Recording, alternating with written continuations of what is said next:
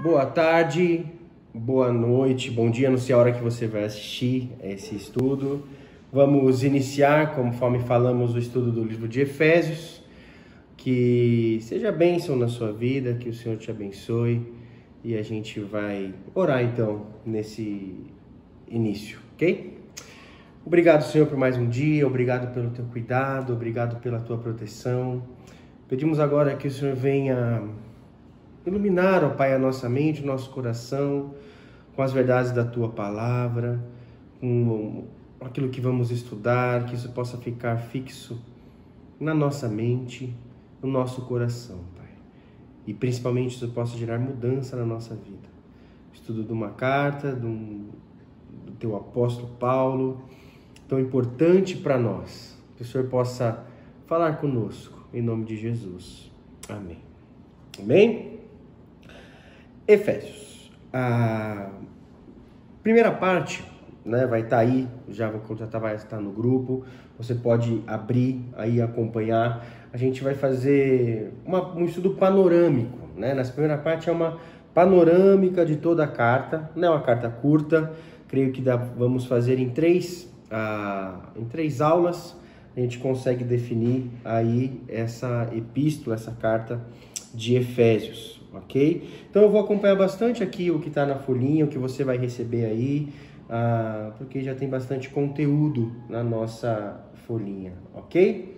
Então, iniciando lá, estudo da carta de Efésios. Hoje a gente vai entrar só alguns textos só que a gente vai ler, porque a ideia de hoje é realmente ver uma visão geral.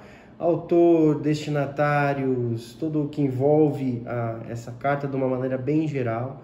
E a partir do próximo estudo, dos próximos 2 estudos, aí a gente vai entrar mais em si nos textos e tirar algumas lições também profundas para a nossa vida. Amém? Então lá, panorama da epístola, da carta, epístola de Paulo aos Efésios. A frase-chave de toda a carta é: andar de modo digno da sua vocação. Efésios exalta a nossa posição. A gente vai ver aqui, a gente vai até fazer uma divisão no estudo, dos capítulos 1 a 3, a gente vai ver onde Paulo expondo para aqueles crentes em Éfeso a posição deles, a nossa posição, a posição da igreja de Cristo. Quem somos em Cristo, as bênçãos que temos de Deus, a nossa posição. E a partir do capítulo 4, 5 e 6, vai falar, já então que temos essa tão maravilhosa posição, como agir, vai mostrar um pouco mais a prática. E aí nesse quadro aí que você pode acompanhar na sua folhinha, a gente vai ver bem isso. Ali são os capítulos 1, 2, 3, 4, 5 e 6, a divisão, nossa posição, capítulo 1, 2 e 3, e depois a prática, capítulo 4, 5 e 6. E no capítulo 1 específico, vai falar sobre as bênçãos espirituais que Deus derrama sobre nós. Eu vou ler aqui rapidinho o versículo 3, fala assim: bendito seja o Deus e Pai de nosso Senhor Jesus Cristo, que nos abençoou com todas as bênçãos espirituais nas regiões celestiais em Cristo. Porque Deus nos escolheu nele antes da criação do mundo, para sermos santos e irrepreensíveis em sua presença.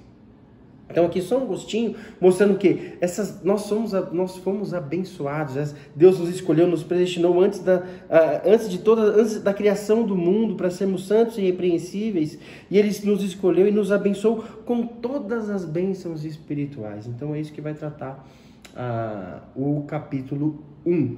O capítulo 2 vai falar sobre a graça, tanto para judeus quanto para gentios. O versículo-chave ali é o muito conhecido, né? O 2:8. Pois vocês são salvos pela graça, por meio da fé. E isso não vem de vocês, é dom de Deus. Então vai falar um pouco da graça, tanto para judeus quanto para gentios, ali no capítulo 2. O capítulo 3 vai falar sobre o mistério do corpo, o mistério que é a igreja. Né? Se a gente pegar ali o versículo 2, fala: certamente vocês ouviram falar da responsabilidade imposta a mim em favor de vocês pela graça de Deus. Isto é, o mistério que me foi dado a conhecer por revelação, como já lhes escrevi em poucas palavras. Ao lerem isso, vocês poderão entender. Ele vai falando tal desse mistério. E esse mistério é o que Deus revelou, que estava oculto antigamente, ali no Antigo Testamento, toda a história do Antigo Testamento, e a gente tem que entender a revelação de Deus, ela é progressiva e quantitativa, ele vai se revelando cada vez mais. Então o mistério que estava oculto era aquilo que Deus veio e fez em Cristo e agora com a sua igreja, que é o corpo de Cristo. Por isso que o mistério é o corpo de Cristo, que é a igreja. A ação do corpo de Cristo, nós que somos igreja, no mundo agora. Esse é o mistério que estava oculto ali no Antigo Testamento, que Deus foi revelando aos poucos e hoje está revelado a nós. Esse mistério que é a igreja, ele vai falar disso no capítulo 3. No capítulo 4, ele vai falar sobre a unidade na prática, né? Ele vai falar da unidade do corpo de Cristo. Ele fala assim, ó, no começo ali, no versículo 2: sejam completamente humildes e dóceis, sejam pacientes, suportando uns aos outros em amor. Façam todo esforço para conservar a unidade do Espírito pelo vínculo da paz. Há um só corpo, um só Espírito, uma esperança para a qual vocês foram chamados, um só Senhor, uma só fé, um só batismo, um só Deus, um Pai de todos e tal. Então, essa unidade ela é muito forte. E aí já começa a parte prática. Até o capítulo 3, parte de posição nossa em Cristo. E a partir do capítulo 4, a nossa prática cristã, ok? E como unido. Os dons diferentes, ele vai falar de dons também aqui. Um foi para apóstolos, outro para mestres, tal, pastores. Mas essa diversidade mais unida, ok? O corpo de Cristo unido. No capítulo 5, ele vai falar sobre vários assuntos, como o enchimento do Espírito Santo, né? E aí depois uma das manifestações desse enchimento está no nosso lar, onde ele vai falar como a mulher deve lidar, como o marido deve lidar, como os filhos devem, como os pais devem lidar com os filhos com os pais, tudo ali no capítulo 5. E depois, na forma prática também, a nossa armadura, a armadura de Deus, nossa batalha espiritual, não é contra a nossa, contra a carne e sangue, mas sim contra os principados e potestades. Por isso que a gente nós devemos estar preparados, né, com essa armadura de Deus, ok? Então aqui é um quadro geral, né, passando bem rapidamente, lendo alguns versículos aí em cada capítulo e citando alguns. E então, posição e prática, praticamente isso. Então, andando de modo digno em Cristo. O andando é prática em quê? Em Cristo, nossa posição. Estamos em Cristo. Amém? Então, seguindo lá, o autor é Paulo. Logo no versículo 1 deixa bem claro: Paulo, apóstolo de Cristo Jesus, pela vontade de Deus, aos santos e fiéis em Cristo Jesus, que estão em Éfeso. Então a gente vai entrar um pouquinho depois agora nos destinatários, a gente vai entender que momento que é esse que Paulo está... o primeiro momento que ele teve ali o contato com a igreja de Éfeso, e depois agora ele escrevendo a carta. E Paulo está escrevendo essa carta na prisão em Roma. Olha que interessante, a gente acabou de finalizar ali Atos, certo? Quando Paulo chega em Roma e ele está preso ali naquela prisão domiciliar, ele fica ali 2 anos, ali fala, né, no texto de Atos, e ele tem uma certa liberdade nessa prisão domiciliar, ele tem uma certa liberdade, mas alguns dizem que alguns dizem não, o texto mesmo fala que tinha um soldado que ficava com ele todo o tempo, e algumas tradições dizem que ele ficava amarrado a esse soldado o tempo inteiro. Apesar de ser uma prisão mais tranquila, não era um calabouço como aqueles que ele passou com Silas ali, que tinha aquele preso naquela tábua de madeira, né, naquele tronco. Não é essa mesma prisão, é uma prisão agora onde ele tem mais liberdade. A gente viu ali no final de Atos, ele recebia a visita das pessoas, e foi o tempo então que ele escreveu algumas cartas, inclusive essa carta aos Efésios, né? A gente vai ver que ele passou o tempo que ele conheceu, né, na segunda viagem missionária, que ele institui ali a igreja. A gente vai ver todos esses detalhes aqui para frente. Então ali agora que ele tem um tempo, que ele está preso ali, ele vai começar a escrever as cartas para essas igrejas a qual ele visitou nas suas viagens missionárias, especificamente a de Éfeso, na segunda viagem missionária que ele teve, e agora ali em Roma ele está escrevendo essa carta. Amém? Então agora os destinatários, olha que interessante, tem bastante conteúdo aqui, eu vou ler e a gente vai assimilando aí. E de novo, se você tiver alguma questão, alguma dúvida, se passar aqui, eu sei que é um vídeo gravado, né? Você não tem a oportunidade de sanar as suas dúvidas, você pode mandar para mim alguma mensagem, inbox aí no WhatsApp, você tem meu telefone, você pode mandar para mim a sua dúvida que a gente vai respondendo, ok? Então eu vou me concentrar aqui vamos nos concentrar aqui na folhinha. Então, destinatários, os crentes de Éfeso, né? Aos santos e fiéis em Cristo Jesus que estão em Éfeso. Então, como que é? Éfeso era, a gente já viu um pouquinho quando estudou Atos, mas agora um pouco mais a fundo. Éfeso era uma cidade marítima na Ásia Menor, capital da Jônia, e sob o domínio romano, situada entre Esmirna e Mileto. A cidade era conhecida pelo grande templo de Ártemis, ou Diana, uma das 7 maravilhas do mundo antigo.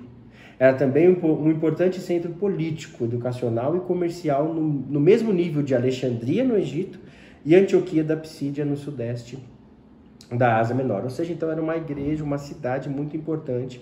E a gente vê esse episódio ali em Atos, no capítulo 18, quando Paulo passa ali em Éfeso, né? Ali desde o 18, né? 18 é Corinto ainda, mas o 19, quando tem todo aquele tumulto na cidade de Éfeso e tudo mais, onde as pessoas se convertem e começam a deixar os seus ídolos, e aí tem toda aquela confusão ali, né, no meio, bem justamente nesse templo aqui, né, o tumulto que aconteceu ali em Éfeso por causa da conversão das pessoas. Então é nesse lugar, para esse lugar que Paulo está escrevendo, certo? Depois, se você quiser reler de novo a história lá em Atos 19, é onde conta isso. Quando o apóstolo Paulo foi a Éfeso, perto do fim da sua segunda viagem missionária,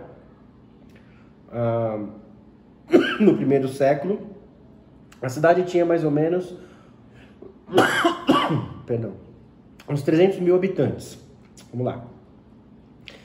A igreja de Éfeso teve seu primeiro passo de início com a pregação de Paulo, que a gente viu aí em Atos 18, nas sinagogas para os judeus, Atos 18 e 19. Em sua segunda viagem missionária, somado à pregação de Paulo, estava o acompanhamento de Áquila e Priscila, certo? E eles fizeram, né, quando foram deixados por Paulo ali nessa cidade. Então, depois que Paulo prega, tem fala ali, né, em Atos 18, de Áquila e Priscila, que também ajudou muito Paulo, principalmente a igreja ali de Éfeso, se firmarem na fé. Pontuei aí. Provavelmente o evangelho foi divulgado e melhor explanado através desse casal, Áquila e Priscila, que fielmente pregavam e ensinavam a palavra de Deus. De acordo com o texto de Atos 18, a postura de Áquila e Priscila era de divulgar a palavra com fidelidade e de compaixão, com fidelidade e com compaixão para aqueles que precisavam de instruções. Por algum motivo, na história do evangelho na cidade, aqueles que seguiam os ensinos de João Batista ainda não tinham conhecimento completo da fé no Senhor Jesus. Isso é evidenciado pelos episódios de Apolo e dos discípulos de João, ali em Atos 19, né? Vocês receberam o Espírito quando creram, a gente estudou isso lá em Atos e tal. Deve ter sido por isso que Paulo fez questão de deixar Áquila e Priscila em Éfeso, já que eram capazes de ensinar as doutrinas essenciais do caminho, ou do cristianismo. Na apostila ainda aí, o F, em relação aos destinatários ainda. Em sua terceira viagem missionária, Paulo estruturou a igreja de Éfeso, lá no Atos 19. E a pastoreou por cerca de 3 anos. Após a saída de Paulo, Timóteo pastoreou a congregação por aproximadamente 1 ano e meio, provavelmente por conter ensinos heréticos de homens influentes, como Himeneu e Alexandre. Isso a gente vê ali no texto de Timóteo. Vamos abrir aqui 1 Timóteo. Depois que Paulo passa ali na terceira viagem pela cidade de Éfeso, ele deixa Timóteo. E aí Timóteo, capítulo 1, versículo 3, fala assim.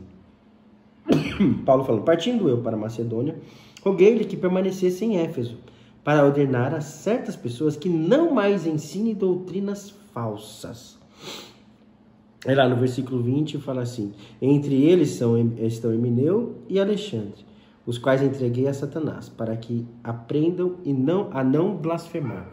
Ou seja, tinha já pessoas ensinando doutrinas erradas na palavra de Deus, e Paulo então deixa Timóteo ali para fortalecer aquela igreja, para não cair nessas doutrinas como de Emineu e de Alexandre. Ok? Então aí, um panorama geral dos destinatários. Perdão, tá meio ruim aqui a minha garganta, mas estamos aí. O G. Fala assim: por causa de tais homens, a igreja de Éfeso foi invadida por fábulas e genealogias sem fim, e por ideias fora dos ensinos das Escrituras, como a proibição do casamento e a abstinência de certos tipos de comida. A gente vê isso lá na carta de Paulo a Timóteo, capítulo 3, 4, versículo 3. Então, Éfeso estava muito forte ali na cidade, essas doutrinas erradas. Por isso que a igreja precisou de uma força muito grande para suportar essas ondas, né? Essas falsas doutrinas aí. E por isso que Paulo escreve essa carta, por isso que Paulo escreve para Timóteo, fortalecendo Timóteo ali como pastor em Éfeso e tudo mais, por causa dessas ondas de falsas doutrinas invadindo ali. Então Paulo fala muito para Timóteo, ó, fica firme ali nessa doutrina e tudo mais, pregue a tempo e fora de tempo e tudo mais. Então é isso que Paulo está preocupado com aquela região, aquela igreja. Embora tais falsos mestres não entendessem corretamente a palavra de Deus, possuíam interpretações equivocadas, com ousadas asseverações, que promoviam na igreja discussões sem fim, em detrimento do serviço a Deus, serviço à fé, serviço a Deus e tudo mais. Então não foi fácil combater esses homens e essas ondas aí de doutrinas erradas. O H.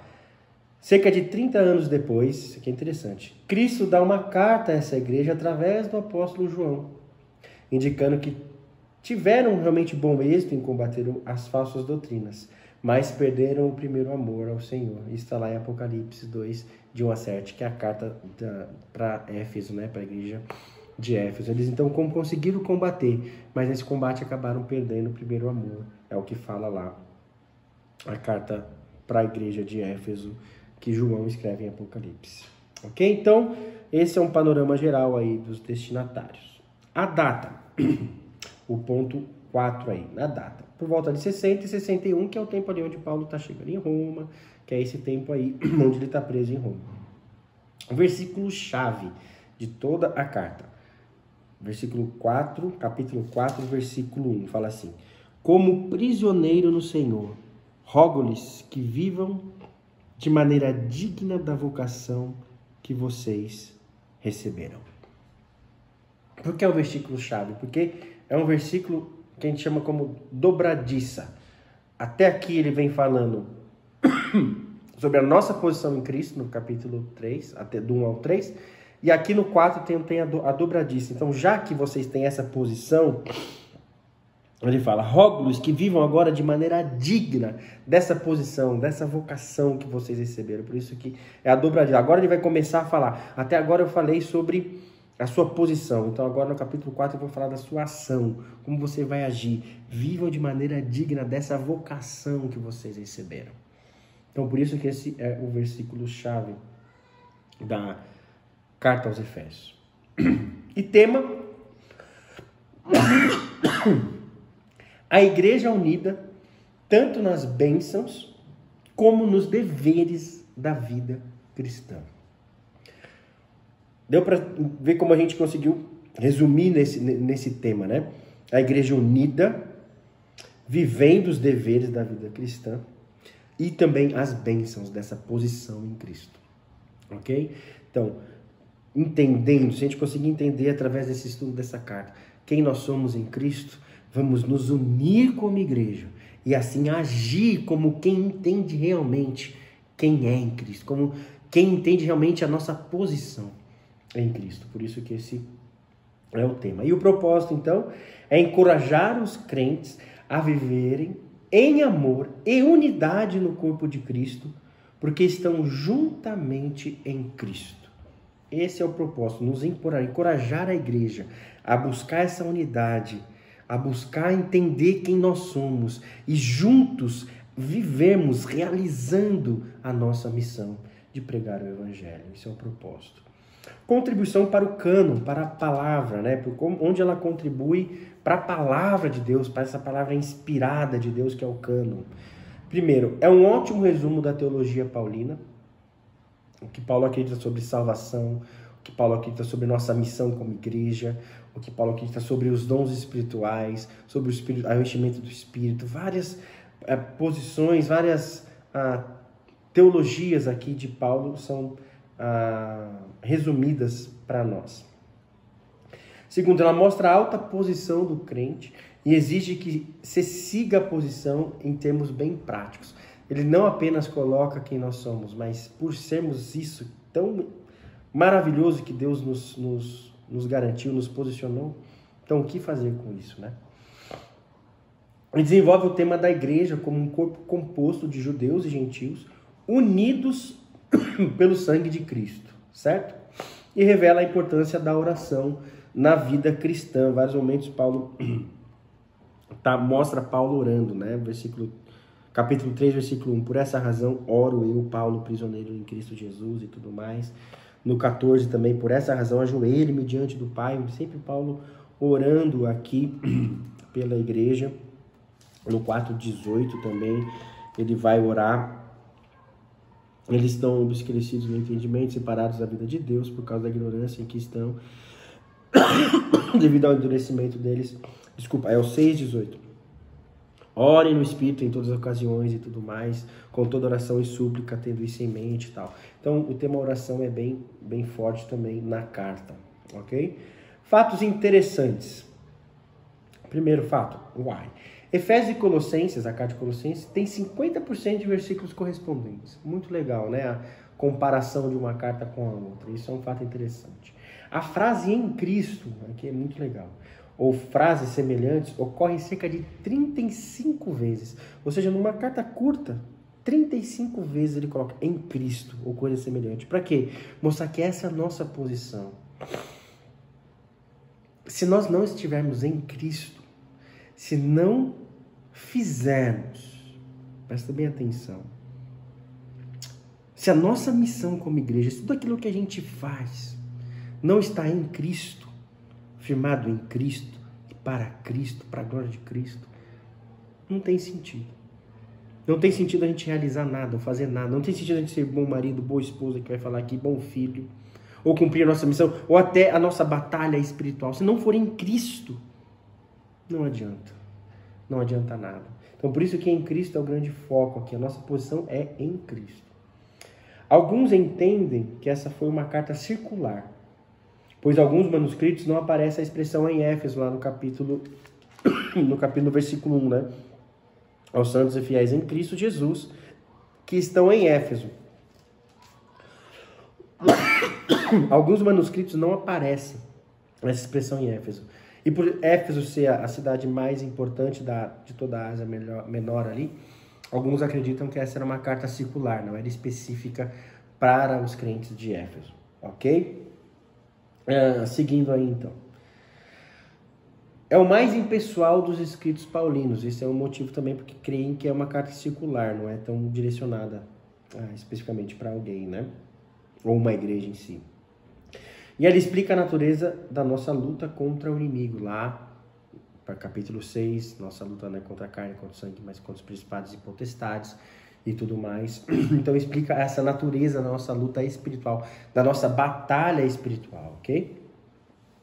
E dá para nós também a filosofia de ministério dos líderes da igreja. No 4 fala assim, versículo 11. Então ele designou alguns para apóstolos, outros para profetas, outros para evangelistas, outros para pastores e mestres, com o fim de preparar os santos para a obra do ministério, para que o corpo de Cristo seja edificado. Ou seja, então Deus deu dons a algumas pessoas específicas da igreja para ajudar na parte da liderança, né?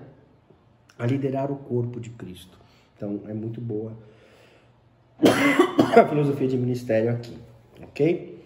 Irmãos, perdoa essas tosses aí, mas é que tá complicado aqui, eu engasguei, ok? Vamos seguir aí. Pontos notáveis. É uma das cartas da prisão, assim como Colossenses, Filipenses e Filemão, ok? Outros pontos aí. Não foi só essa carta que Paulo escreveu ali, né, na prisão, ok? Temas importantes. A igreja. A igreja, na verdade, é o tema principal ali. A igreja, ele vai falar que é o corpo de Cristo, lá no capítulo 2, 16, no 4, versículo 4 e 4, versículo 12. É o mistério, como a gente já viu ali, né, no capítulo 3. É o edifício, no capítulo 2. É a família de Deus, também no capítulo 2. E é o santuário e a habitação de Deus. Tudo isso ele vai falar que é a igreja. O corpo de Cristo, o mistério, o edifício, a família e o santuário e a habitação de Deus. A igreja de Cristo. Ok?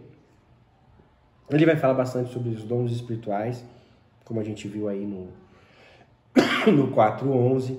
Uns para pastores, outros apóstolos, mestres e tudo mais. A oração, a gente já falou. Mostrou os textos. Vai falando bastante de oração. Sobre a soberania de Deus. Deus é soberano sobre todas as coisas. É o aqui eu vou ler esse texto. Versículo 1:11. Nele fomos também escolhidos, tendo sido predestinados conforme o plano daquele que faz todas as coisas segundo o propósito da sua vontade, a fim de que nós, os que primeiro esperamos em Cristo, sejamos para o louvor da sua glória. A soberania de Deus é o plano que ele traçou, que ele fez conforme o propósito soberano da sua vontade. Graça, né, a gente viu ali no 2:8, também é um tema bastante visto na epístola. Paz e plenitude do Espírito Santo. Além de o 8 aí, lar cristão, vai mostrar para nós os deveres da esposa, os deveres do marido, dos filhos e tudo mais. Vai falar sobre a Trindade. Vai falar que o Pai nos selecionou, ali no 1:3. O Filho nos salvou, no 1:7. E o Espírito Santo nos selou. Nesse trecho aí do capítulo 1, do 3 até o 14, a gente vê a função do Pai de escolher, selecionar, o Filho de salvar e do Espírito Santo de selar. Então a gente vê a Trindade aí, como é importante isso. Vai falar sobre o poder de Deus. Vai falar também bastante sobre o amor de Deus. Ok? Palavras-chave, então, de novo, graça, corpo, andar, a ideia é o andar, porque a partir do 4, né, a gente falou, né? É prática, né? Então, esses verbos de ação, esses verbos de movimento, de prática, aparece bastante aí no livro também. Mistério também, aparece 5 vezes, é o mistério que é a igreja, né? Que é essa obra de Cristo através da igreja. Aí na apostila também tem um esboço do livro, como eu falei, a parte A e parte B, né? Parte A, nossa posição em Cristo. Ele começa com a saudação, depois a adoração, até do capítulo 1 ao capítulo 3. Depois vai falar adoração por bênçãos espirituais, oração pela apropriação, nossa apropriação, né? Apropriação pelo sangue de Cristo, proclamação do mistério, oração por amor e poder. Depois a nossa prática, no andar de modo digno, né, da nossa vocação. Andar em unidade, andar em santidade, andar em amor, andar em luz, andar em sabedoria, andar em submissão e permanecer em vitória. E depois a conclusão aí também, e as bênçãos. E aplicações para nós, então, finalizando, não é suficiente ter conhecimento das doutrinas da fé. Tenho que ter um compromisso condizente com a minha alta posição em Cristo. Queridos, esse é um tema principal aí que corre, a veia principal que corre em toda a carta, é isso. Vocês realmente somos, né? Nós somos aqueles que creem, que entregaram a sua vida para Jesus, têm essa posição excelente em Cristo. Somos salvos, mas precisamos colocar em prática, em ação a nossa salvação. O fim para a gente não é ser salvo. Nosso objetivo final não é ser salvo. Nosso objetivo final é o que fazer com essa tão grande salvação. Como agir com essa tão grande salvação. Tanto é que o texto fala assim, eu vou ler de novo, fala assim: Ele nos abençoou com todas as sortes, todas as bênçãos espirituais nas regiões celestiais em Cristo, porque Deus nos escolheu nele antes da criação do mundo. Se fosse só isso, ponto, a gente escolheu, eu sou salvo, beleza. Mas não. Para quê? Para sermos santos e irrepreensíveis em sua presença. E nesse trecho vai falar no versículo 6, para o louvor da sua gloriosa graça. No versículo 12, para o louvor da sua gloriosa graça. E no versículo 14, para o louvor da sua glória. Ou seja, Deus nos salvou, nos regenerou, nos santificou, tudo nos justificou, porque Ele quer nos usar. E Efésios é muito bom por causa disso. Nessa primeira parte ele vai mostrar realmente essa nossa posição. Mas não é uma posição, não é isso, ponto, acabou. Isso não é o ponto final. Nós temos que desenvolver essa salvação, agindo como bons maridos, boas esposas, bons filhos, lutando na nossa batalha espiritual, nos enchendo, vivendo em unidade como corpo de Cristo, ajudando a igreja de Cristo no amadurecimento. Então tudo isso mostra para nós a importância de entendermos essa posição e também agirmos. Segunda aplicação, a segurança do crente descansa na soberania de Deus, no sacrifício de Cristo e no selo do Espírito. Quem pode roubar tão grande salvação? Essa nossa posição realmente, o versículo 13, né? 13 e 14 do capítulo 1 fala: Quando vocês ouviram e creram na palavra da verdade, o evangelho que os salvou, vocês foram selados em Cristo com o Espírito Santo, que é a garantia da nossa herança, até a redenção daquele que se pertencem a Deus, para o louvor da sua glória. Essa posição, esse selo do Espírito, essa salvação tão maravilhosa que nós temos, né? Quem pode tirar isso de nós, né? A gente tem essa posição, porém, o texto continua, não para aí. A gente tem que viver de modo digno dessa salvação, agindo, vivendo. É isso que Efésios é maravilhoso. Não fala só essa maravilhosa notícia. Não nos dá apenas essa maravilhosa notícia de que somos selados e salvos, mas e é com isso que temos que fazer o que Ele espera de nós, para o louvor da sua glória. Como viver para o louvor da glória de Deus, agora que temos essa tão grande posição e salvação em Cristo. O corpo de Cristo deve ser unido na prática e não só na doutrina.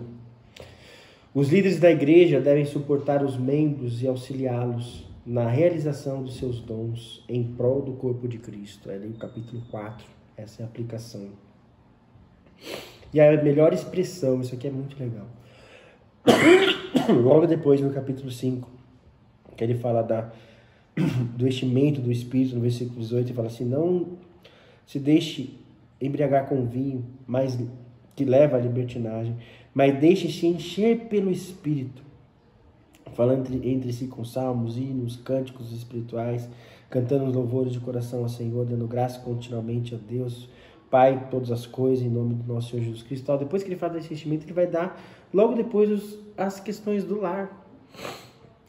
Marido, mulher, o amor do marido, a submissão da mulher, o respeito dos filhos. Ou seja, então, a melhor expressão da plenitude do Espírito Santo está no lar, está na família. Deus usa a família, aquilo que a gente sempre fala, família forte, igreja forte. Porque a igreja é composta de famílias e a gente precisa estar forte em Cristo. A maior expressão desse enchimento do Espírito Santo em nós encontramos no seio do nosso lar.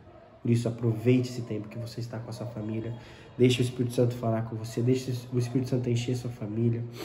Busque Deus, busque a força de Deus para você ajudar sua esposa e filhos a se encherem do Senhor, porque a maior expressão dessa plenitude do Espírito está no nosso lar. Amém? E último aí, nossa luta não é contra o mundo, mas contra as potestades e os poderes de Satanás. As explicações aí gerais desse livro. E essa é a primeira parte, então, do nosso estudo. Depois você pode olhar aí a folhinha, acompanhar melhor os textos, ler cada texto que está aí. E essa é uma visão panorâmica, então, de Efésios. Nossa posição, nossa prática, andando de modo digno em Cristo, de modo digno da nossa vocação em Cristo. Esse é o resuminho aí. Mais uma vez, perdoa aí pelas tosses aí, mas a minha garganta não tá tão legal. Ok? Mas não fique preocupado não, tá tudo bem comigo, fique tranquilo. Né? Vai, tosse, essas coisas. O pastor tá com Covid. Não, tá tudo tranquilo, tá tudo bem, só essa irritaçãozinha na garganta mesmo, de alguma coisa que travou aqui na minha garganta. Mas Deus te abençoe, que Deus esteja cuidando de vocês. Amém? Fique com Deus.